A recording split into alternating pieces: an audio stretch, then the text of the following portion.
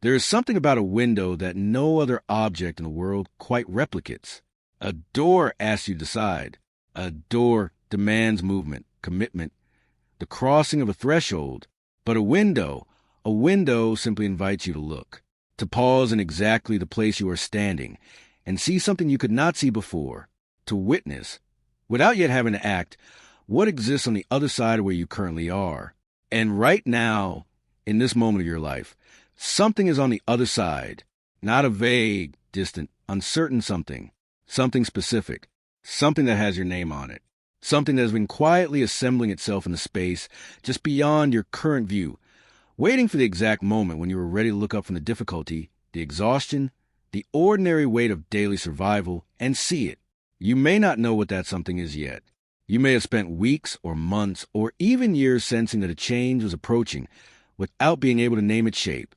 You may have felt a restlessness you couldn't explain, a quiet anticipation underneath the noise of your life, a persistent inner knowing that something is shifting even when everything on the surface appears exactly the same. That knowing brought you here, and in a moment, one of 6 windows is going to call to you, not because of its colors or its beauty, or because it seems the most logical choice, but because something in you already knows what is coming. Something in you already recognizes a view. Look at all 6. Let your eyes soften. And notice, quietly without forcing it, which window feels like yours. Windows have appeared in the symbolic language of the human psyche across every culture in recorded history. They represent the boundary between the inner world and the outer world, between who we are right now and who we are becoming, between what we can see and what we are only beginning to sense. Carl Jung, whose work in depth psychology transformed how we understand the unconscious mind, believed that the images we are drawn to are never random. He believed that the psyche communicates through symbols before it communicates through words, that our instinctive attractions towards certain images, certain objects, certain scenes are the unconscious speaking in its native language. When you look at these 6 windows and feel drawn to one of them, you are not making an aesthetic choice. You are recognizing something. Your unconscious is pointing toward a quality of experience that is either already arriving in your life or that your soul is ready to receive. Each window opens onto a different landscape, a different energy, a different quality of what is coming. None of them is better than another. Each carries its own blessing. Each carries its own invitation. Take one more breath. Hold your window in mind, and let us begin.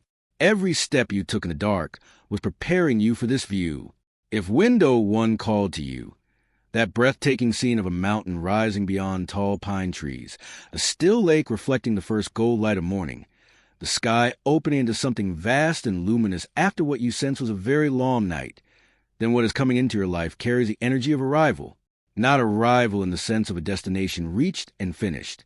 Arrival in the sense of emerging, of clearing the tree after a long climb through dense forest, and suddenly being able to see, truly see, how far you have come, and how much further the horizon extends than you ever imagined from the bottom. You have been climbing, perhaps without fully realizing it. The last chapter of your life, however long it lasted, however difficult or confusing or quietly exhausting it became, was not wasted. It was not a detour. It was the ascent. Every decision you made under pressure, every morning you chose to continue when quitting would have been easier, every moment you kept going without a guarantee that the view would be worth it, all of it was a climb. And the mountain sunrise does not arrive gradually. It arrives in a moment. One moment the world is gray and cold, and the peak feels impossibly distant. And then the light breaks over the ridge, and everything changes. The same forest that felt suffocating in the darkness becomes extraordinarily beautiful in the gold of early morning. The same path that felt like it was leading nowhere reveals itself as the exact path that brought you to this view. What is entering your life now carries this quality, a shift in perspective that changes not just what you see ahead, but how you understand what you've been through. A new opportunity that does not feel forced or accidental, but quietly, unmistakably right. A confidence that is not arrogance, not the brittle confidence of someone who has never been tested, but the grounded, earned confidence of someone who has been tested and discovered they were stronger than they knew.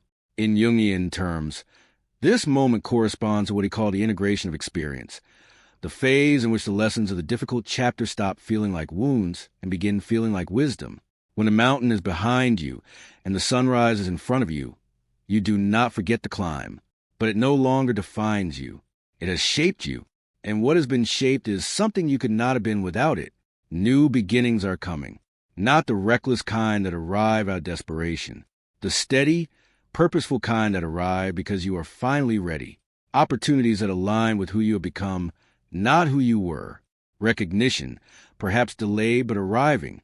A renewed sense that your life has direction, not the direction handed to you by others, but the one you have earned the right to choose. The mountain sunrise asks one thing of you. Do not look down at the difficult terrain you crossed to get here. Look up, look out. The view you have been climbing toward is finally, undeniably here. Trust what you see. You have earned this horizon. Something greater than you can currently see is being woven together. If window to stop your breath, that extraordinary opening into a violet and gold cosmos, stars and galaxies and planets visible through parted curtains, as if the universe itself had decided to pull back the veil and show you something you were not meant to see from ordinary standing, then what is coming into your life cannot be measured by ordinary standards. Something is awakening in you, and it has been trying to reach you for longer than you may realize. You may have noticed already. Small things that felt too precise to be coincidental. A thought of someone who then immediately appeared. A dream that seemed to carry a message you could not quite decode, but could not quite dismiss. A moment of stillness in which something shifted internally.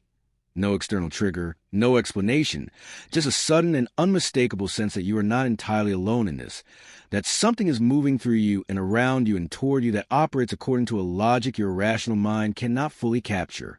Jung called these moments synchronicities, meaningful coincidences. Moments when the inner world and the outer world seem to speak the same sentence at the same time. He did not believe they were supernatural in the superstitious sense. He believed they were evidence of a deeper layer of reality, a level at which the individual soul and the larger universe are not as separate as we typically assume. If you chose the cosmic window, you are entering a season in which these moments are going to become more frequent, more undeniable, more impossible to explain away. What is coming into your life is not simply an event. It is an expansion of your understanding of what life is and what you are within it. Spiritual gifts that have been dormant may begin to stir. An intuition you learn to distrust may prove itself undeniably reliable. A sense of purpose that has been clouded by the demands and disappointments of ordinary life may begin to clear.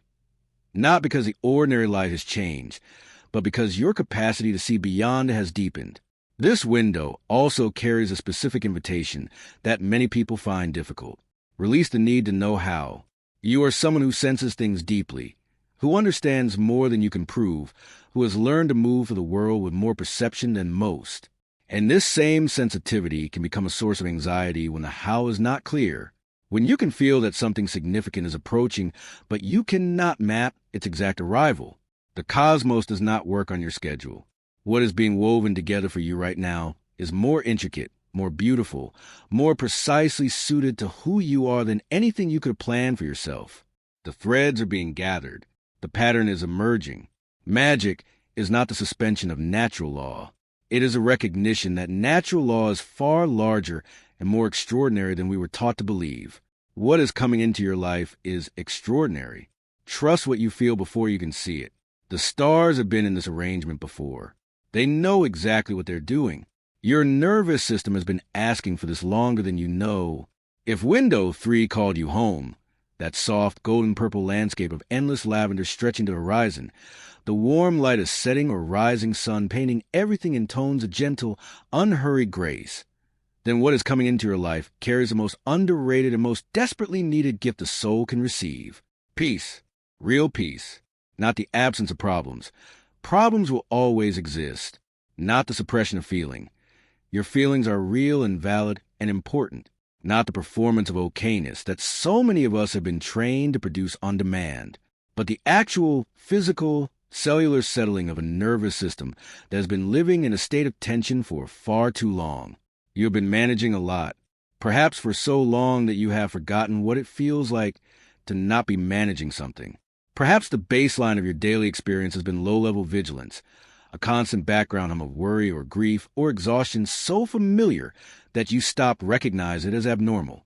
Perhaps you've been strong for so long, and for so many people, that the idea of simply existing without a task, without a responsibility, without someone needing something from you, feels almost foreign. Lavender has been used for centuries as a symbol and a physical remedy for exactly this. The exhaustion of carrying too much, giving too much, carrying too much. Its scent calms the nervous system. Its color softens the vision. Its fields, endless, undemanding, quietly magnificent, ask nothing of you. They only offer. What is entering your life now is an offer of rest that does not require you to have earned it, a beauty that exists simply for you to receive it, of stillness that is not emptiness but fullness, the kind of fullness that arrives only when the rushing finally stops. This may come in the form of a specific circumstance shifting, a source of stress that has been present for months finally resolving, a relationship finding its equilibrium, a period of literal rest arriving in your schedule. But it will also come from within, and this is the more important of the two, a softening, a permission, an internal shift in which you stop treating rest as weakness and begin to understand it as the very foundation from which your most beautiful and authentic life will grow. Jung spoke of the integration of the feminine principle, not as something that belongs only to women, but as a universal quality of the psyche that values receiving as much as giving, being as much as doing, stillness as much as movement. This is what the lavender field represents in the architecture of the soul. You deserve peace not because you have suffered enough to earn it. You deserve peace because you are alive, and peace is your birthright. Slow down. What is coming cannot find you if you are moving too fast to notice it arriving. Your heart has been preparing itself for this connection. If window 4 pulled you in, that warm, golden, impossibly beautiful garden space with fairy lights woven through climbing roses, lanterns glowing softly, the whole scene radiating the feeling of a place where something important and tender is about to happen, then what is coming into your life belongs to the heart. Connection is arriving, not the surface kind, not the polite, careful, strategic connection of people who have learned to protect themselves so thoroughly that they only offer the most carefully edited version of themselves to others. The real kind, the kind that arrives unexpectedly and disarms you completely. The kind where you find yourself saying something honest before you had time to decide whether honesty was safe. The kind where you are understood before you have finished explaining. This connection may take different forms. For some who choose this window, it is romantic, a love that does not feel like the loves you have known before, because you are not the person you were before, and so what you attract is changed accordingly. For others, it is a friendship that becomes something rare and sustaining, the kind of person you did not know you needed until they appeared, and you suddenly understood what had been missing. For others still, it is a collaboration, a creative partnership, a meeting of minds that opens possibilities neither person could have accessed alone. What all of these share is the quality of resonance, of recognition, of encountering someone and feeling, somewhere underneath language and logic, a sense of returning rather than arriving.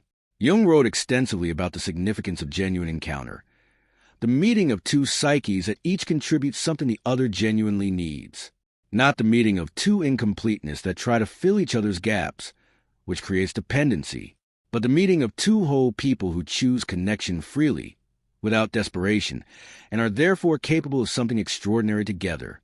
The enchanted garden is not accidental in its imagery. Gardens require cultivation.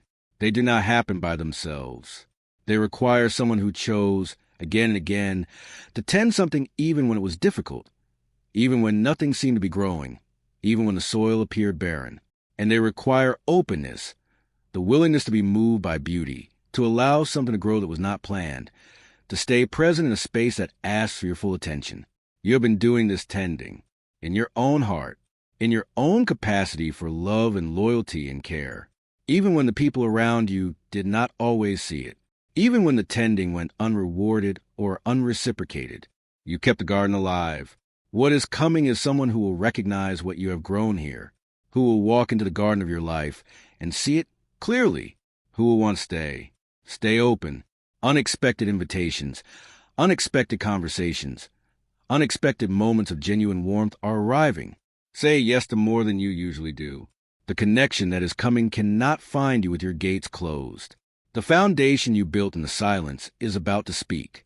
If window 5 is the one you felt drawn to, that breathtaking view of a glittering city at dusk, towers of light rising from below while the sky still holds a last warmth of gold and violet, the whole scene pulsing with energy and possibility, and the specific electricity of a world fully alive, then what is coming into your life carries the energy of recognition.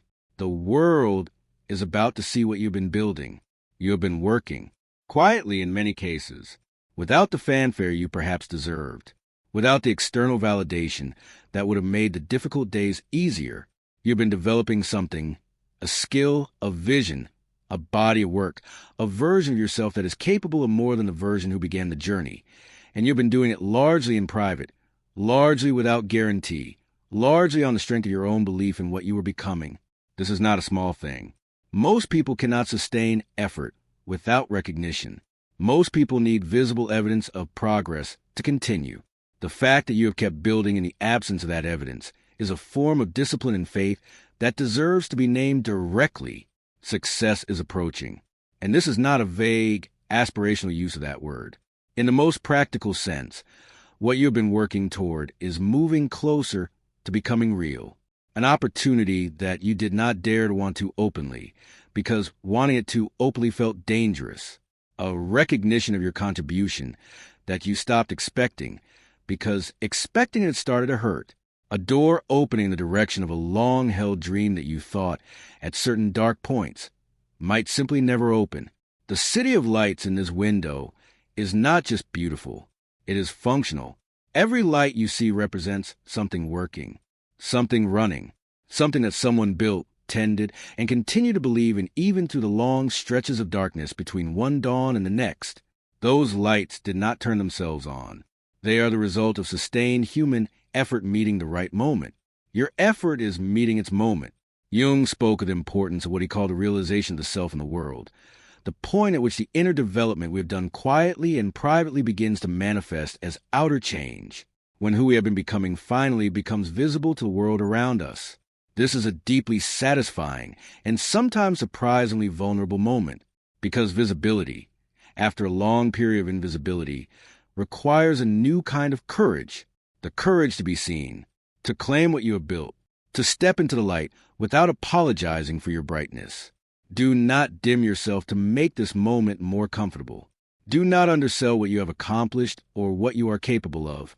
Do not wait for someone else to give you permission to take up space in your own story. The city is lit, the stage is set, and you, specifically, undeniably you, are ready. The world is about to find out what you already know about yourself. The tide is finally carrying away what you were never meant to keep. If window 6 is the one that held you, that luminous, aching beauty of a sunset over open water, the sky burning in coral and gold, the ocean stretching to a horizon that seems to promise something beyond what could be seen, the whole scene carrying both the weight of ending and the unmistakable lightness of release, then what is coming into your life is something you have been waiting for without fully knowing how to ask for it. Healing, the real, deep, thorough kind. Not the healing that means forgetting. Not the healing that means pretending something did not happen or did not hurt or did not leave a mark. But the healing that means you can finally hold what happened and no longer be held by it. The difference between a wound that is still open and a scar that is sealed. You will carry it always, but it no longer bleeds. You have been carrying something heavy for a long time. Perhaps a grief you were given no real space to process, because life demanded you keep moving before you had finished absorbing the loss. Perhaps an anger that had nowhere safe to go. So it turned inward and became something quieter and more destructive. Perhaps a story about what happened to you, what someone did, what you lost, what was taken, what was never given. That became so woven into your understanding of yourself that you stopped being able to tell where the wound ended and where you began. The ocean sunset asked for none of this to be resolved by force. It does not ask you to have figured it out or worked through it correctly or arrived at forgiveness on anyone else's timeline. It asks only that you come to the water's edge, that you stand in the presence of something larger than the wound, that you allow the tide, which has been moving in and out since long before your pain arrived and will continue long after it releases you, to do what tides have always done. Carry things away, slowly, gently, one wave at a time.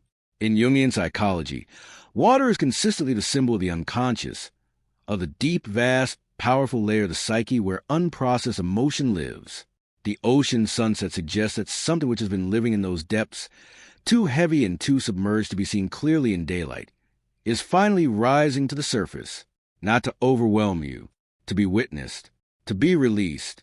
What is coming into your life in this season is a quality of freedom you may have forgotten was possible, the lightness of a heart that has set something down, the specific, extraordinary relief of forgiveness, not necessarily given to someone else, but given to yourself for what you carried, for what you survived, for the ways you protected yourself that weren't always graceful, for the years spent in the dark before you found your way here. The most beautiful sunsets come after the longest days, and the ocean does not mourn the light it reflects when it disappears. It simply waits, quietly, for the next morning. Something beautiful is ending, so that something more beautiful can begin. Let the tide take what is ready to go. You have held it long enough. 6 windows. 6 completely different views of what is entering the field of your life right now. One person is climbing into the light of a new chapter, carrying the hard-won wisdom of the ascent. Another is on the edge of a spiritual opening so vast that ordinary language barely touches it. One soul is being gifted with a peace that has been so long in arriving. Another is about to be met by the connection their heart has been quietly, persistently preparing for. One person's long, silent effort is about to be seen by the world, and another is standing at the water's edge, ready, finally ready, to release what the tide has been offering to carry for years. What makes this test meaningful is not the beauty of the images. It is the accuracy of recognition, that feeling of, yes, that one, that is mine, before your mind had time to explain why. That is not wishful thinking. That is the unconscious telling you the truth before the conscious mind has a chance to complicate it. Your window is not a prediction. The future is not fixed, and no image can fix it. But your window is a signal. It reveals which quality of energy is already moving in your direction, which blessing your inner world is open to receiving, which kind of change your soul has been quietly, steadily preparing for even while you were distracted by the ordinary difficulty of being alive. So here is what I want to leave you with. Whatever window you chose, whatever view opened for you today, it requires your participation to fully arrive. The mountain sunrise comes to those who keep climbing. The cosmic gateway opens for those who stay open to what cannot be explained. The lavender field welcomes those who finally give themselves permission to rest. The enchanted garden blooms for those who keep their hearts unlocked. The city lights shine for those who keep building even in the dark. And the ocean carries away only what we finally release to it. You are not a passive recipient of what is coming. You are the one who opens a window, and you have already chosen, which means something in you is already ready. Look at what is waiting on the other side of where you currently stand. Really look, not to the lens of everything that has been difficult, or everything you are afraid of, or everything you feel you do not deserve. Through the window, what you see